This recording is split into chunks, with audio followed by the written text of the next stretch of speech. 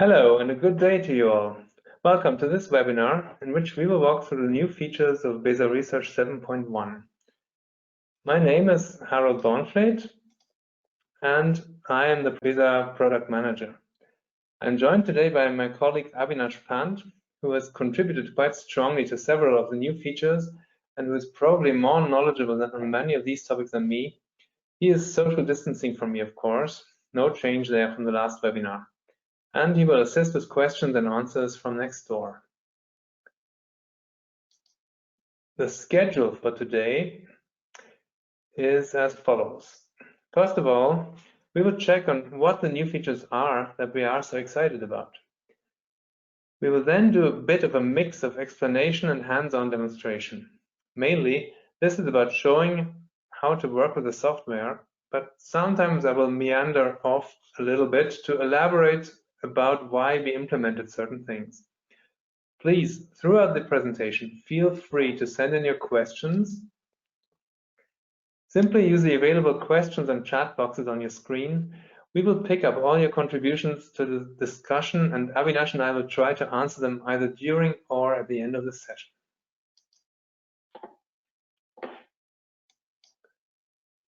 First of all, what are all the new features? The main ones are listed here, and in this webinar, we will have a particular look at firstly the boundary element model, which will be followed by MultiSlice View, by confidence limit display in the individual MRI, and MultiSlice View of source images. We will then sit back, relax, and watch how the improvements in the Bayesian Sesame method shape up. Then on to combined MEG-EEG source modeling, and we will finally create source montages from atlas regions.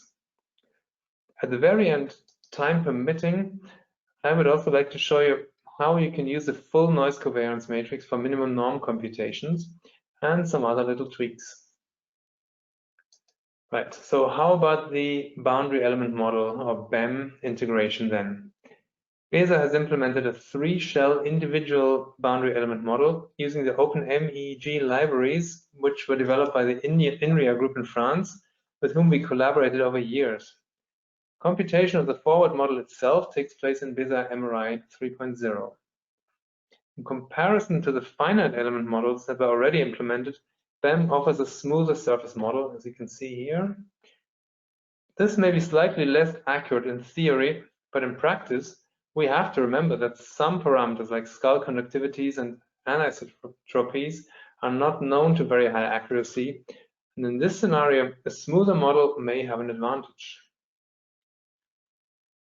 So let us have a look at a clinical data set with inter-ictal spikes and inter-ictal spiking activity. Just looking at the sculpt data for now, if I check out the map sequence over time, then I can see there may be some propagation over time. So this blue maximum seems to move in its topography. These are 20 spikes that were found by a pattern search in the raw data and averaged.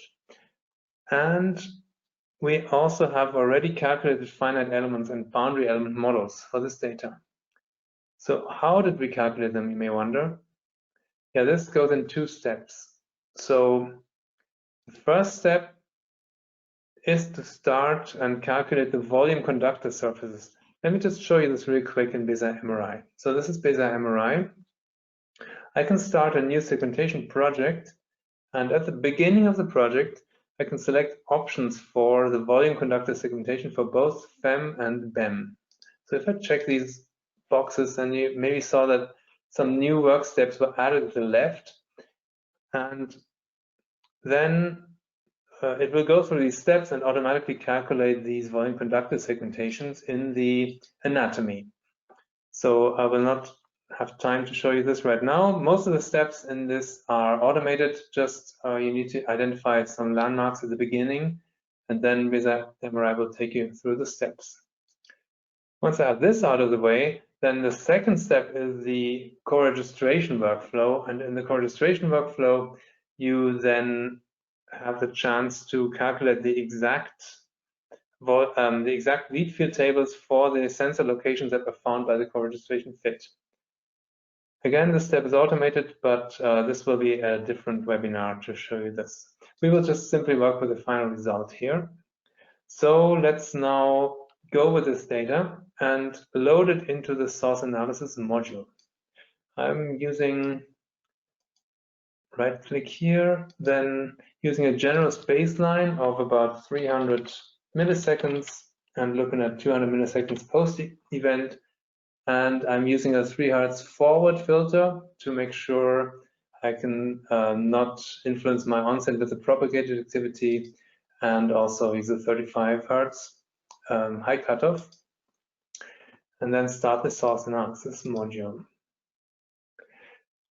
Let us find the generator in the data. This data was kindly supplied by Dr. Stefan Ramp at the University of Erlangen, Germany. So first of all, I will select the individual finite element model for EEG, and I will also display the anatomy of the patient. I simply press the A key on the keyboard to go to the anatomy, and then I can show the sources directly in the anatomy. So on the left side, I see the PCA analysis by default, the PCA of the EEG data, and there are two fast components here. So I will try to model these two components with dipoles. Let's first mark the onset here in the global field power. And I want to achieve, I can move the interval with the mouse wheel. I want to achieve the PCA explaining about almost 100% of activity with one component in that fit interval, which I have now achieved. So then I can double click here to place a source and fit it. And it fits to the frontal lobe of that subject. And now I'm interested in the residual. So what is left, what is unexplained?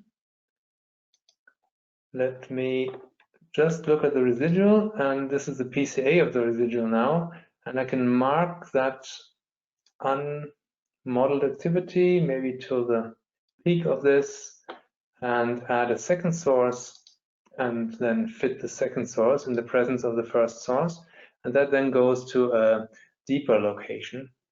So this is my model now, quite well explaining the data in that fit interval.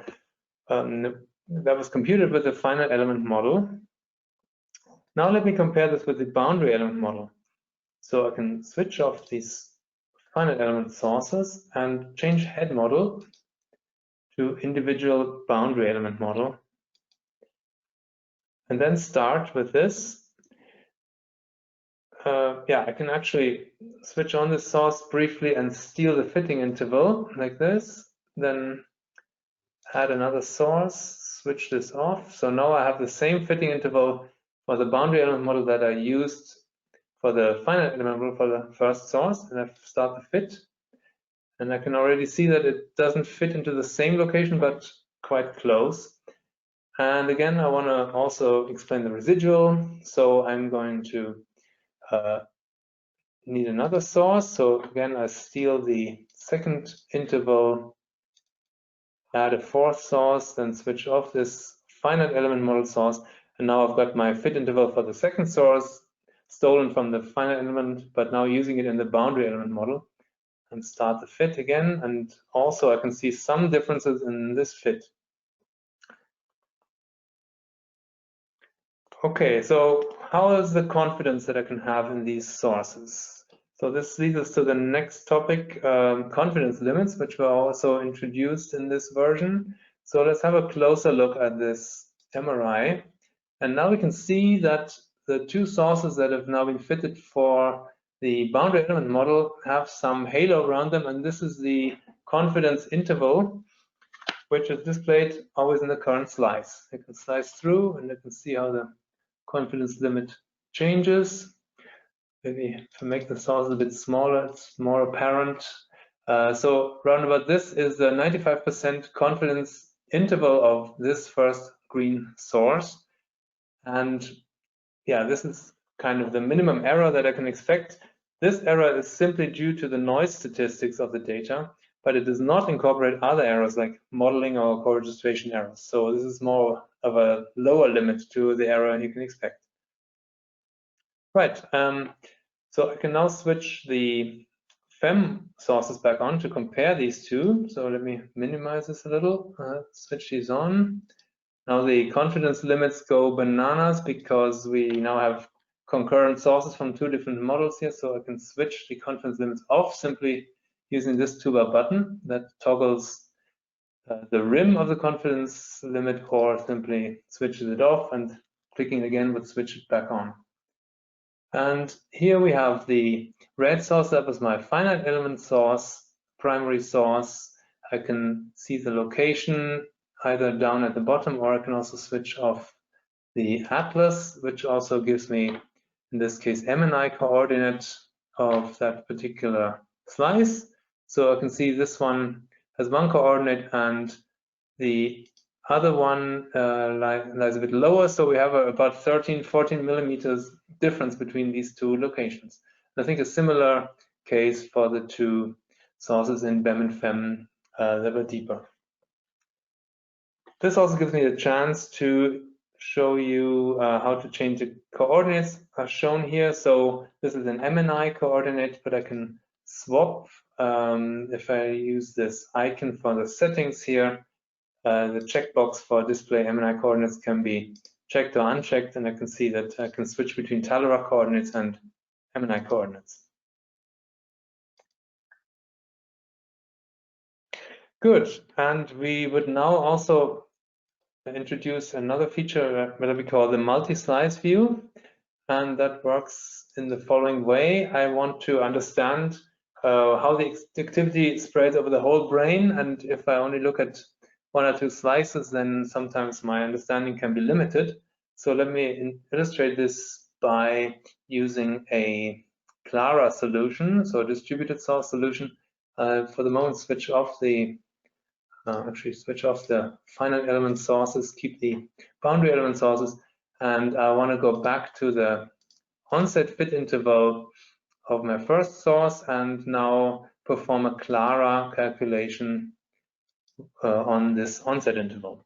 So we have 63 electrodes in this data set, which will take a little while to compute the operators for.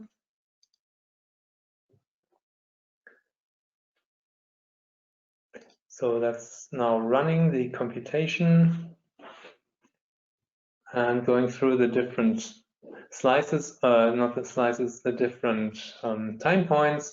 And in the end, it shows me the mean Clara, so the average over this time interval that I've chosen for the Clara. And I can now use this M button here to go to the first maximum of the Clara. I can see it's very well correlated with the first source that I fitted.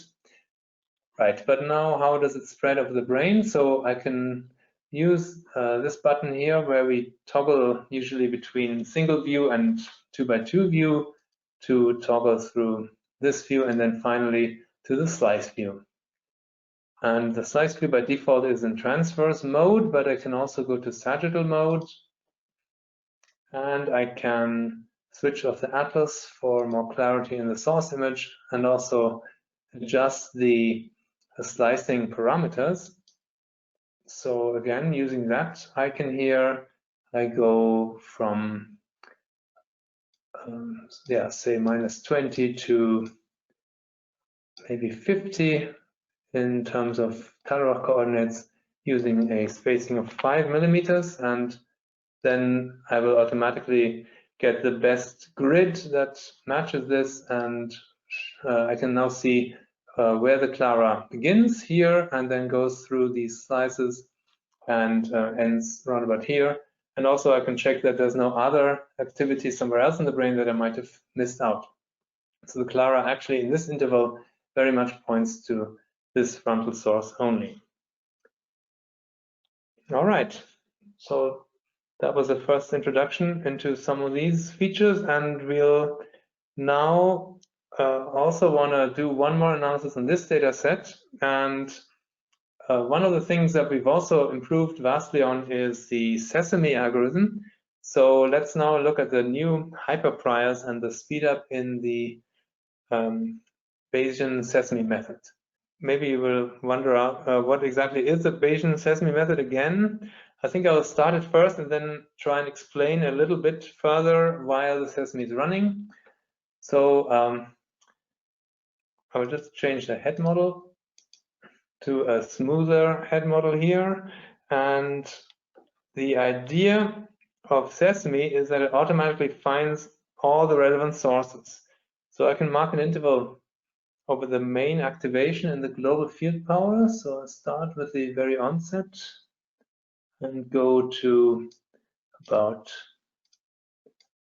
20 milliseconds. This should be all right. And then also check on the Sesame options. So in image settings, first of all, in the general settings, I've got my voxel size in Talraf space. That's usually at 7 millimeters voxel size for these volume methods, but now I've reduced it to 5 in order to have more accuracy for the localization for this epilepsy case. And the Sesame options now have this hyper-prior usage, and also I can switch the number of iterations that are in use between automatic, or I can also put a number to cut it short, for example. So now let me apply this and then run the Sesame. Right, and now it's going to run for a few minutes probably. So meanwhile, let me walk you through the improvements in a theoretical manner. So I see if I can actually overlay this with my PowerPoint. Kind of works. So I hope you can still see something. So right now Sesame is still initializing in the background, and you'll start it running when the time comes. So Sesame as such, yeah, here's also an animation, basically goes through many iterations and trying to find the most likely solution and using a Bayesian mechanism. So what exactly is Bayesian MEG-EEG source analysis? And now we can see it running here in the background. So the Bayesian source analysis means that we follow Bayes' theorem. This is the famous Bayes theorem. It means that if I have a probability distribution for priors, so that's information that is available before data is collected, and also I know the likelihood function or the probability of measuring the configuration y, given that x is the true value, then I can get to a posterior distribution. So the posterior distribution is the probability that x is my parameter configuration given the measured configuration y. And then I just need to find the most likely configuration of my prior x, and my x is then the configuration that I have been looking for. So that means the y is our measured data. The x is our source configuration. So that's the number of sources, the locations of the sources, and also the activation strength in the time interval of interest.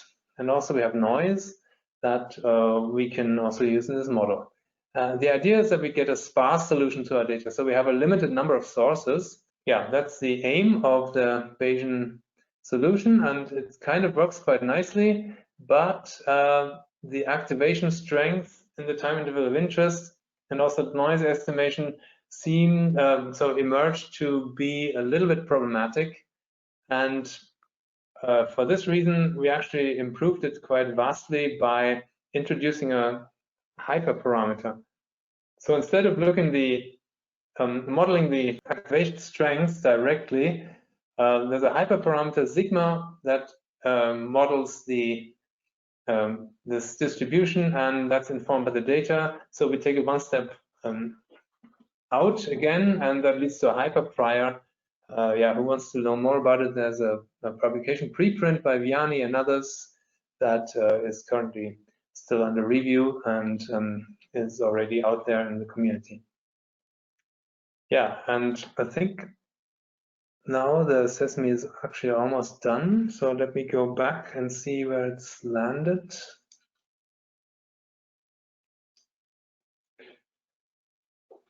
So we're at iteration 134 right now, and we see that, yeah, also there's definitely one maximum that is prominent in the frontal lobe, and there's also right now 3 maxima. So it looks like it's approaching the end of the calculation.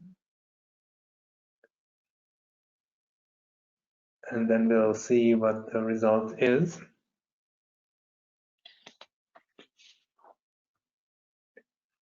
Right, now the result is there, and I can explore the maxima. So let me jump to the second maximum. So this is actually, let me go back to the 2x2 view, just slightly off of the source that I modeled earlier with the BEM model. And remember, there was also some offset between the FEM and the BEM.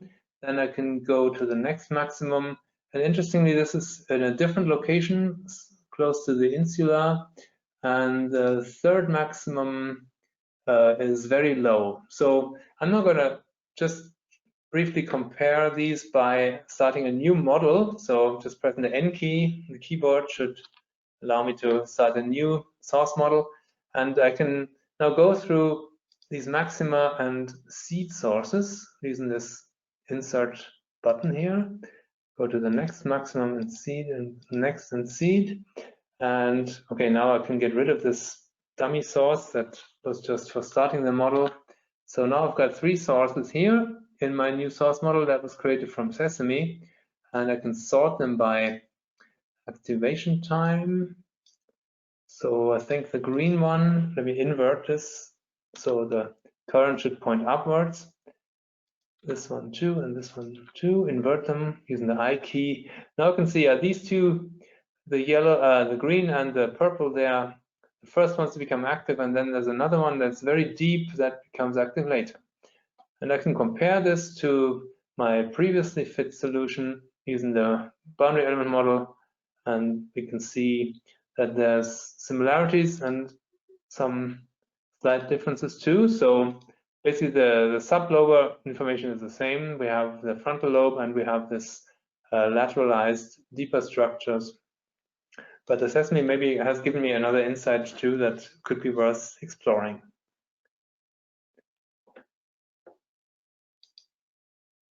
Good, I'm gonna close this for the moment, and I'm gonna move to another new exciting topic,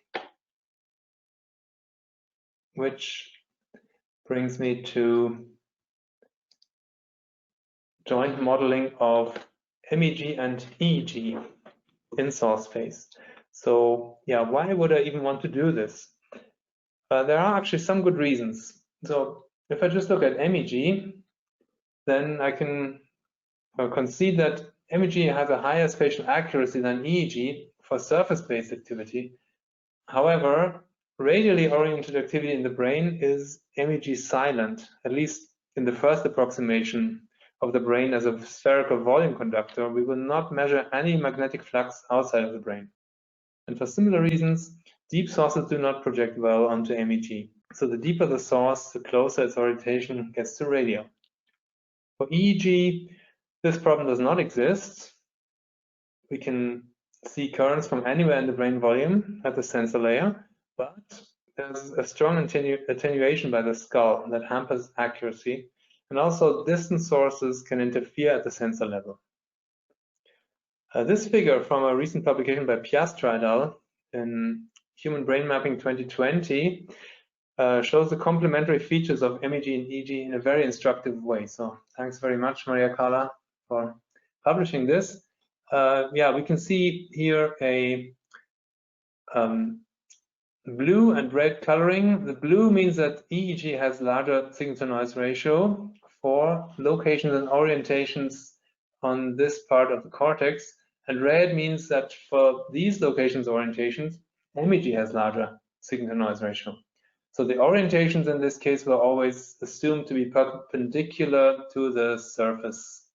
So we can see that on the tops of these gyri, where we have mainly radial orientation, and also in the deepest parts of the fissures, where again we have radial orientation of sources, EEG has an advantage. And generally in very deep areas also EEG has an advantage, but in most other areas, MEG actually gives you an advantage here in terms of signal to noise ratio. So combining MEG and EEG should really make sense, but how to do it? There are some key publications on this. For example, there's Fuchs and others in 1998, there's Aydin and others in 2015. And the main idea is basically to transform the signals from the different modalities to a dimensionless number by noise normalizing it. Then they can be combined. The MEG silence of radial sources can be taken into account if the method requires this. However, we also need to be aware of some caveats. So first of all, a good baseline definition is required for the noise normalization. Secondly, it is not even 100% clear if EEG and MEG measure the same neural activity. There is some discussion about whether neuron size that is imaged by these methods may be different. And finally, signal onset timing may differ in the two modalities. So that could have an influence. For example, if you're looking for spikes using pattern search in one specific modality, then yeah, if there's any timing jitter or difference between them, that may influence your final result. So these are caveats, but still we would like to try it and see if there's some benefits in this. So I'm going to work with a different data set for this. This is a combined MEG-EEG recording, unfortunately with a very large stimulus channel artifact. So just look at the scalp data first. This is the 33 scalp electrode signal, and this is the magnetoencephalography signal from 122 sensors. So I'm now going to work with this data and try and source analyze it in EEG, MEG, and MEG modalities. Again, I'm going to work with the same 300 to minus 300 to plus 200 epoch and start my source analysis and check the onset source, first of all, using the EEG. So start with EEG, and I'm going to go for an age-appropriate template model here. So we don't have the individual MRI, but we can use this age-appropriate model for this roughly 12-year-old child. And again, I'll mark the onset interval and check that my first PCA component explains as much as possible. 99% is good. And I will start the fit here. And I can see, again, a source in the left frontal area, and move on to MEG now. So I'm going to switch this source off and add another source, and also try and model this with the MEG model now. So the MEG source localizes slightly differently. And finally, I'm going to move to the next modality, which is MEG. So that's the combination of the two. Scale this down a bit. Yeah, this is the reason, because I haven't defined my baseline very well. So now I'm looking at the baseline normalization. I need to, of course, adjust the baseline such that it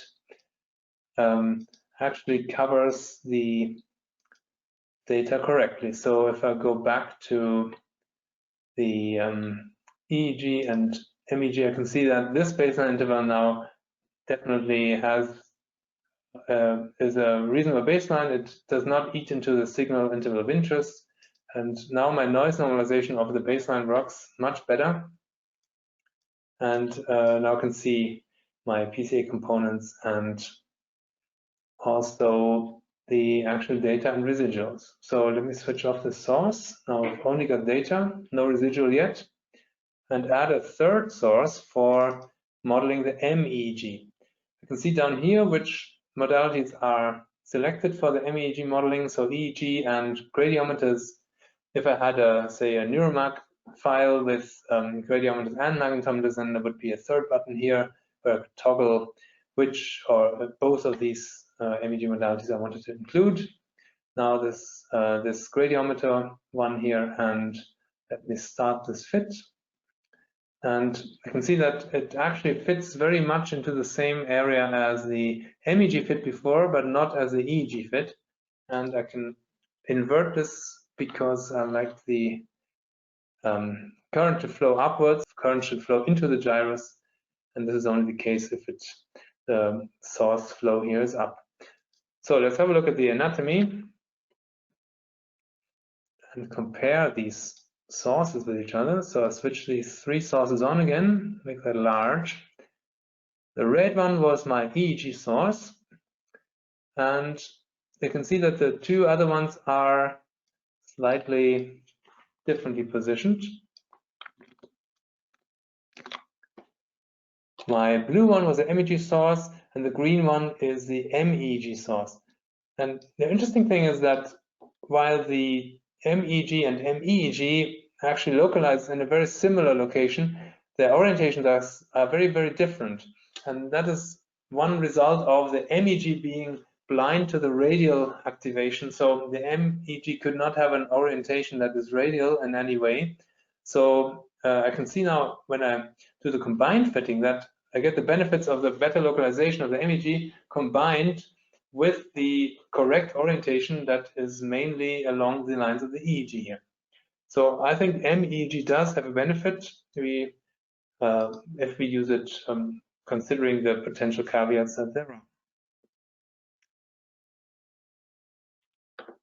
Good, and we will now move to a slightly different topic, which is about atlas-based source montages. First of all, let's have a quick look at the slide about that topic.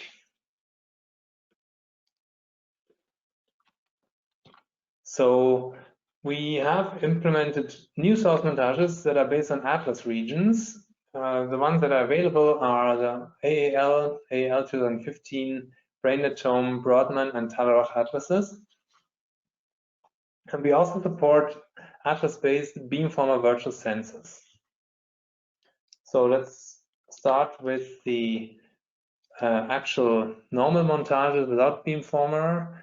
I'm going to look at this file here. This is an averaged auditory stimulus, an EEG. If we have EEG data, then we can simply activate the atlas-based montages using the source montage button here. We can press it twice to open the menu, and then go to the atlas montages, and here we have a selection of the different available montages. So for example, the AAL regional source montage then comes up like this, and we can look at the montage editor. The EDM button opens the montage editor for more information about where these are actually located, and so clicking on them will select the source name, or vice versa. Clicking on the source name will show you where the source is.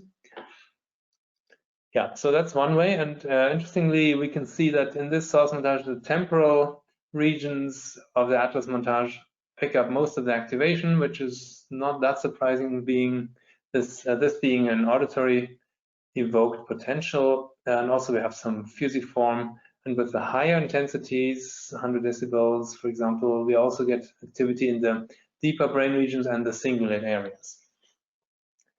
Good, but what's also really interesting in my point of view is looking at beamformer virtual sensors based on atlas montages.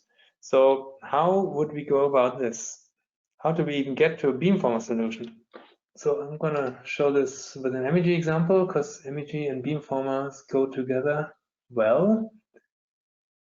This is a data set that contains a visual motion stimulus. Oh, takes a while to load. Here we go. So this is a visual motion stimulus, currently more or less unfiltered, and I'm going to use the ERP module first to find the regions or the trials of interest, first of all. Yeah, I have two conditions pre-defined. One is the motion, one is the static. So these correspond to the trigger numbers 1 and 2 here in the data file. So let's look at the motion. I can perform an artifact scan, and that will tell me about any rogue trials that I want to exclude from the analysis. So shifting this bar here will now also keep these few trials in the data that are indicated by red signal, which may not be so good. So I'm going to remove them and keep just 90% of my trials, and then go to the average. And here I can select my motion condition, press the Beamformer button, and look at a butterfly plot to define my Beamformer intervals. So here the gray interval, that's the noise interval. I could change it here if I like. I've got a signal interval, that's the orange one, and the common interval is the blue one. So if I make a change here, then that would reflect directly in the interval here. But I'm going to work with these and press OK and run the Beamformer.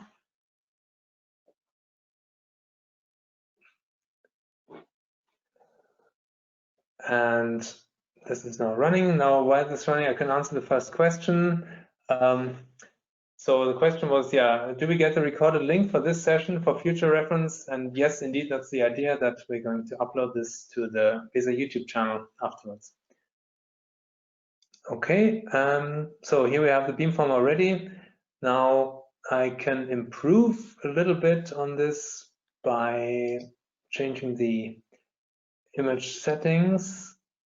So I like using the common weights. That usually gives a crisper result. And then I need to apply it one more time.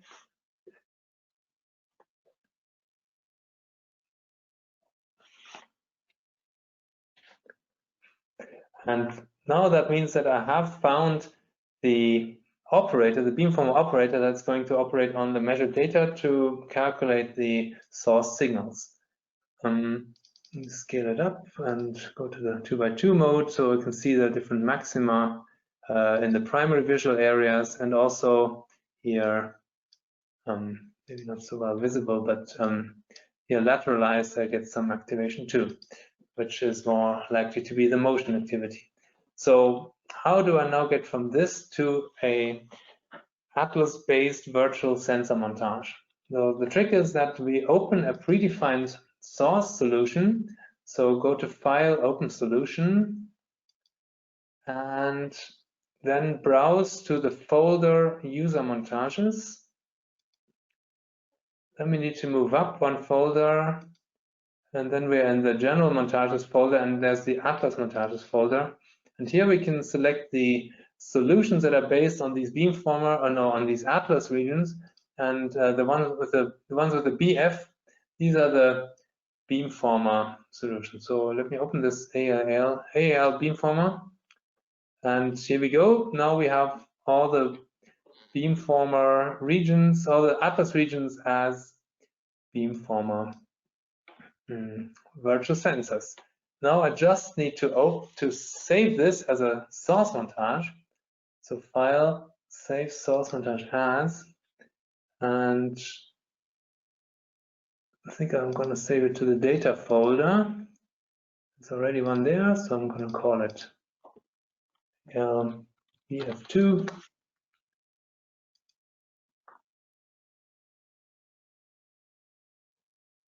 And now it will be saved and then applied to the raw data. Here we go.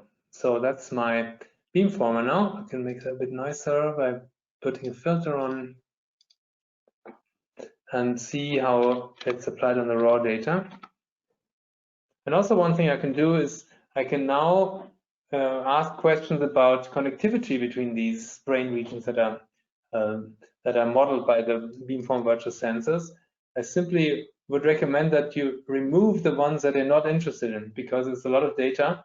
And luckily, with the Beamformer solutions, we can just remove some of the sources. They will not have an influence on the other sources, because each source automatically contrasts against the activity from the rest of the brain. So what does that mean? So I go to source editor, montage editor, I mean, and just mark all the ones that I want to get rid of, and press the delete key on the keyboard. And so I want to keep my occipital ones, I want to keep fusiform, but I'm not gonna need these ones.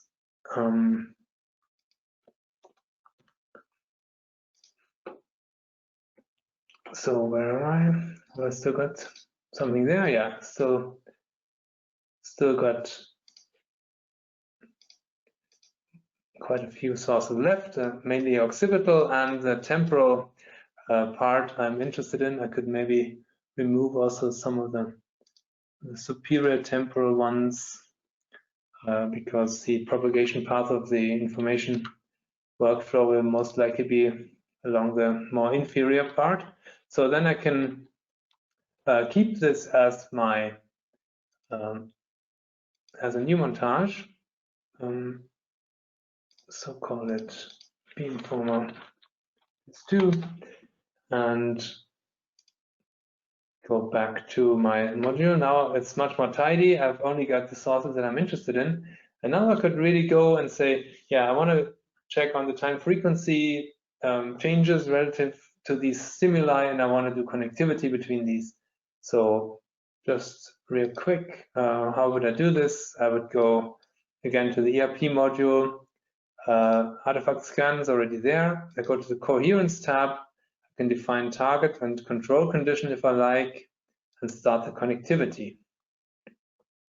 And that then exports this the motion condition with this particular beamform montage now in all orientations to connectivity. And in connectivity, I will be able to do, for example, Wavelet Transform. I can load the data that's pre-selected already, that was passed on from research, and I can now select my frequency range. Say I want to go from 1 Hertz to 50 Hertz with 3 oscillations, and yeah, this is also very fast, so I can briefly show you this. Right, and here we go. This is already the result. I am now in the good scenario that I have now got all these beamformer regions, time frequency transformed, and can check where's an ERS, ERD, so we can see there's a increase in activity after stimulus here. There's some decreases here as well at higher frequencies. So and especially here in these regions. So this is a very useful tool. I can even, like with the upcoming release of BESA Statistics 2.1, I could now export this and do a single trial, use the single trials to do an analysis of the significance of these different enhancements or decreasing parts in the time frequency. And of course, I can save this project and then use it in the connectivity workflow to use granular causality or other methods to find out where the connections are. But this is maybe beyond the scope of this webinar because we are running out of time, and I still want to show you one more thing. And this would be the minimum norm. So let's have a look at the result again that we just saw for the beamformer. And the beamformer also exported the actual average data, which is visible here in the global field power plot, and I can exploit this now to run the minimum norm with not a usual noise selection that's just done on the average data, but luckily with the beamformer I now have all the information about the single trial noise, so the full noise covariance matrix is available here, and I just need to tell BESA to use it. So again, I go to the image settings, and I need to make sure this checkbox here is checked, that I want to use the full baseline covariance matrix, and it tells me that it is available for this condition.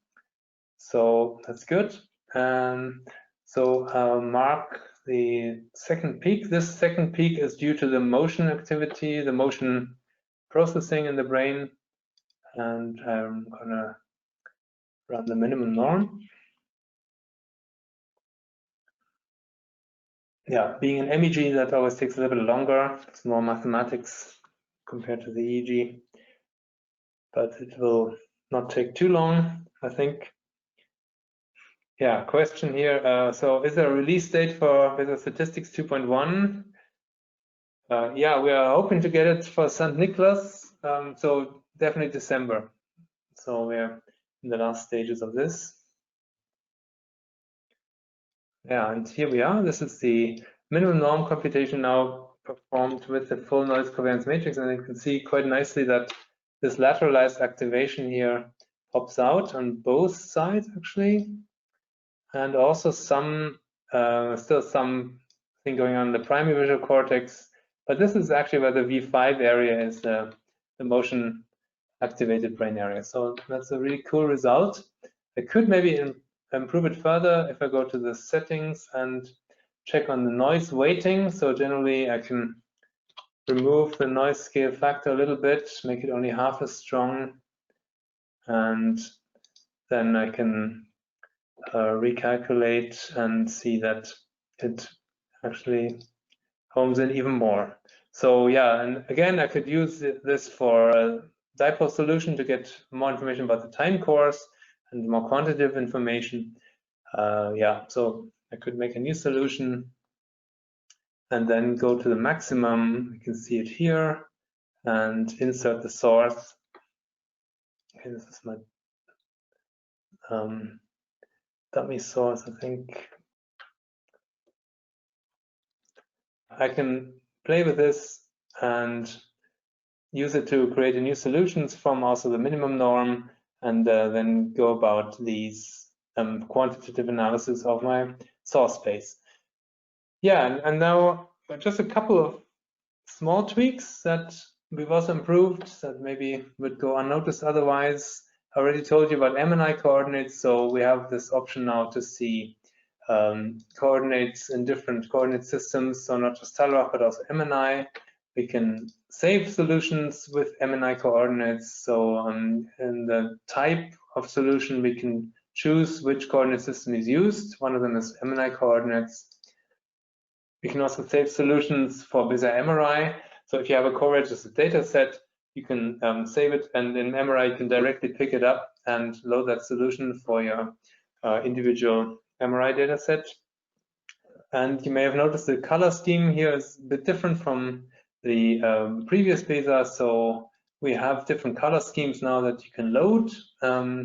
In the options colors, you can open a color set, and yeah, you need to go to the public documents, and in the public documents, dig down